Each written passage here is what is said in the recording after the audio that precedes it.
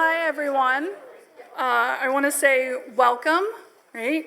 Thanks so much for being here at our Open Science and Undergraduate Education Symposium. This is our first one, right? Yay! Woo. We're really excited to be hosting this here at the Allen Institute in Seattle, and we're really glad that y'all were able to make time to come join us for this. Okay. First, I'd like to go ahead and thank the program committee for the symposium, right? Along the top, you'll find myself, Kaitlyn Casimo, and Claire Weichelbaum, who are all of our internal folks from the Allen Institute on our program committee. And along the bottom, you'll find Ashley Jovanette, Carlos Scholar, and Ellie Theobald, who are all of our external folks for our program committee. So many thanks to all of y'all. So there's two other people I want to make sure that we thank. That is Kendall Solik, who is our event specialist who helped craft this amazing event, and Troy Mead, who is our coordinator on the education and engagement team, without whom, nothing would happen ever. So yeah, so really want to thank the two of them as well. So yeah. Okay. So over the next couple days, we'll be focusing on a shared question. Okay? How can we bring open science more meaningfully into undergraduate biology education? So we did focus on biology this year. Okay? That might look different for each of you, as you're going to have different work and teach or learn in different places, but the overall goal is the same. Okay? We want to make science more transparent, more accessible, and more collaborative for our students just from the start, right, as they're learning about science and the process of science. So when we talk about open science, sometimes what we're referring to is open scientific knowledge, okay? Which is up here on this graphic from UNESCO, okay? So this would be like our open data, reproducible code, open access to papers, right? Preprints, sharing workflows, and collaborative project tools, right? But UNESCO doesn't just define open science as like open scientific knowledge, right? It's a bit more broad, as you can see, right? That also includes open science infrastructures, open engagement of societal actors, and open dialogue with other knowledge systems, okay? And so we've also tried to include these to some extent in this symposium as well, okay? UNESCO also has defined goals for open science, right? And that is to help increase collaborations and sharing of information that benefit science and society, right? Making multilingual scientific knowledge openly available, accessible, and reusable by everyone. And opening up the process of like scientific knowledge creation, right? And evaluation, right? And communication to folks that are beyond who we tend to think of as our typical scientific, right, community. Okay. So these practices, right, open science practices, are increasingly common in biology research, right? We're not fully there, right? This is a process.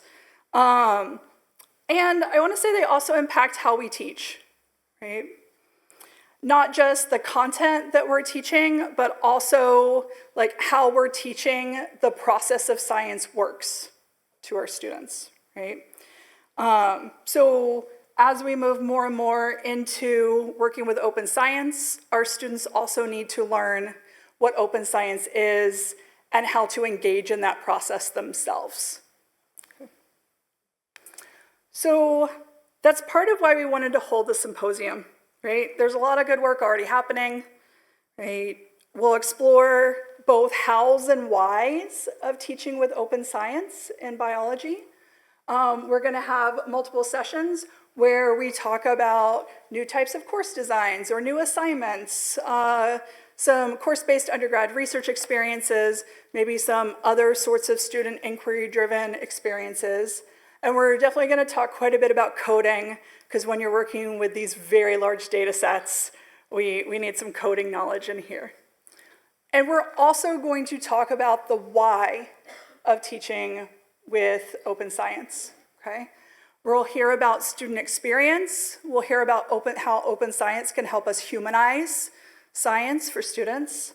We'll hear about how this could empower students. And we'll end up connecting this to broader educational reform movements, right? Because it truly is. Okay.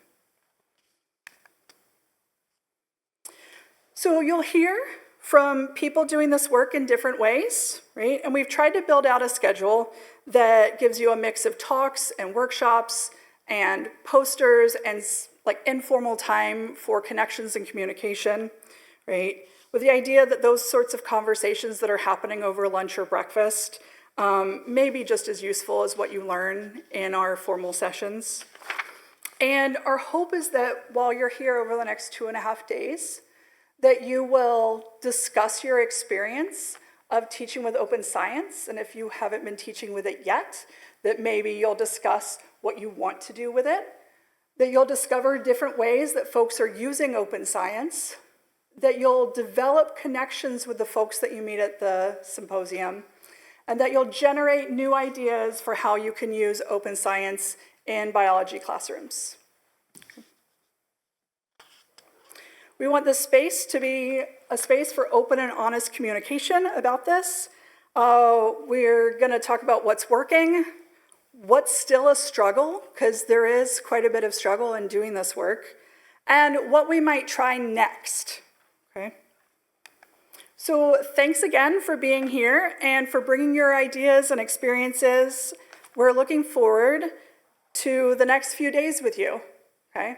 And with that, I'm going to introduce Kaitlyn Casimo, who is the manager of our education engagement team and our MC for the entire event, who will tell us a bit more about the Allen Institute, our education engagement team, why we're holding this here, and give you an overview of the program.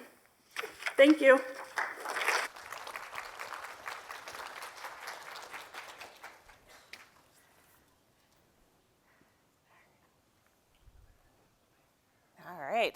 All right, so as Rachel said, you are going to be seeing a lot of me for the next couple of days. But to start, before I get to be introducing everybody else, you get to hear a little bit from me first. So I have been here at the Allen Institute for a little over 7 years, and our education program has been around officially for about 3 years. And I am here to give you a little bit of context about the Institute overall, which was founded in 2003, and at the time was just doing neuroscience. So it was founded as the Allen Institute for Brain Science, a name that you may have heard, but now we have also cell biology and immunology research, all of which comes down to that foundation of open science, that it is like the founding principle of the organization to share resources publicly for anyone to use. When I started here in 2018, there were about 425 people and 2 science areas. We had the Allen Institute for Brain Science and we had the Allen Institute for Cell Science. And now there are almost 1,000 people and we have 4 institutes. We also have immunology and neural dynamics, as well as some additional programs like our C-Hub, synthetic biology, and like cell lineages research. If you're intrigued by that, they do not have open science yet. They just got started. But if you're curious, I'm happy to answer questions about any of the science that we do here. So the education program started with informal efforts in 2019. I had the opportunity to, if some of you may have seen our education posters, I had the opportunity to design those. And I was like, well, we can't have posters without having something on our website for teachers. And then things kind of spiraled from there until now we have our giant education lab and 8 people on the team. So it's been a really exciting journey, and this is the biggest event we've held as a program. So it's really great to be building our community and bringing everyone together around something that we're all passionate about, which is open science. What else was I going to say? So the mission of the education program is to empower educators and students and scientists and the public to learn about current research and to use open science for learning and for research. So it's not just for the scientific purposes, that it's the original purpose of the open resources. It's all of the other things that you can do with it at any point in your life or career, even if you're not a scientist. We do many other things in the education program besides what we're going to be talking about in this symposium, which is focusing on our work in undergraduate education classrooms. So we also have our field trip program where students come to the Institute. They get to do a hands-on wet lab activity in our brand new lab upstairs. If you didn't see it yet on tours today, some of our workshops will be in there, so there will be an opportunity for you to see that. And then learn about how those wet lab techniques connect to the open science resources and the current research that we're doing here. We have other workshops for educators. We will have 3 over the course of this summer that provide more hands-on training about how to use the Allen Institute's open resources specifically. And we also do a variety of training and outreach opportunities for scientists and for the public. So for those of you who are local in particular, keep an eye out for our public engagement events. Our next one up is going to be a trivia night, so I'm really excited about that. So why us for this symposium? The Allen Institute was a pioneer in open science back in 2003 that I was in 7th grade when this happened, but that I am told that the reaction from the neuroscience community at the time was, yeah, but like, how are you going to make money for that? And now the landscape has completely transformed in the last 20 years. Open science is becoming a norm, but open science is not necessarily yet a norm in education. But here at the Allen Institute, we have that scientific foundation, and we're hoping to leverage it in the education world in a way that we haven't as an institute, and hoping to empower you. This is not about us. This is about what you can do with your programs, your students, your classes, and for our students in the building, for yourselves. And that we also recognize that open science is not, it doesn't speak for itself, and it isn't something that you can necessarily learn on your own without support. So that's a big part of our mission here in the education program at the Allen Institute, and a big part of why we are hoping to build community with all of you to make sure that we are doing the right thing that you all need in order to start using open science. So we planned this symposium before current events, but it's very relevant. It's more relevant now than it was when we started this planning process. Science education is more important than ever, and science education is more strapped for resources than ever. And science is more strapped for resources than ever. And I can't fix that by myself, but what we can do here at the Institute is to help people access resources that can lower barriers to participating in science. It's a lot easier to engage with science with a computer and open resources than it is to be able to physically get into a lab. And I'm not saying that working with open science can replace that experience, but I'm hoping that while we are in the current moment that we're in, that open science can help people continue to further their careers. And that what we're talking about here can help you all take that back to your institutions in all of the different ways that we are talking about open science, not just the Allen Institutes. And yeah, so we're excited to spend the next few days learning from you, learning all together about all of the amazing things that you are already working on and where we can take this field next. So I have a few logistical notes now, and then I will also take questions about the history of the Institute if anybody's curious. All right. Please keep your badge on for the entire symposium. If you'll flip over to the back of your badge, you will see a QR code. That is going to take you to the agenda, some logistical information, and a variety of other resources that you might find helpful. And the poster map. Please do not wander through our building over the course of the symposium. We will be taking you upstairs to the 6th floor for the workshops. An Allen Institute staff member is going to take you up there and bring you back.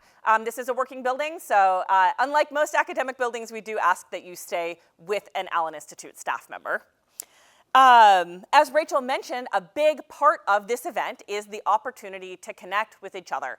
This is not, right now it's me up here talking about the Allen Institute at you, but that is not the point. That is not what we want you to just get out of your time here. We want you to be interacting with each other and talking to each other, which is why we have bingo. So if you do not have a bingo card yet, you can pick one up at registration. And each bingo square is a different prompt of a person you're looking for. And then on the back, we have some discussion prompts. So once you find that person, you can get an idea of what to talk about with them. If you get bingo, then you are going to get an adorable pair of science socks. And for a lucky few who get blackout, we have a limited supply of an extra special item. We have umbrellas. So get cracking on bingo. I personally fit quite a large number of these bingo squares. So if you would like to come talk to me, I can probably fill some of your more difficult to fill ones. And then we are going to be in here for the entire afternoon. There will be a break partway through the afternoon. We recognize that this auditorium is a little bit difficult to get out of the rows once people are in it and the desks are down. So if somebody in your row needs to run to the bathroom, please just put the tables up and help them get out. It is the architecture, yes, choices.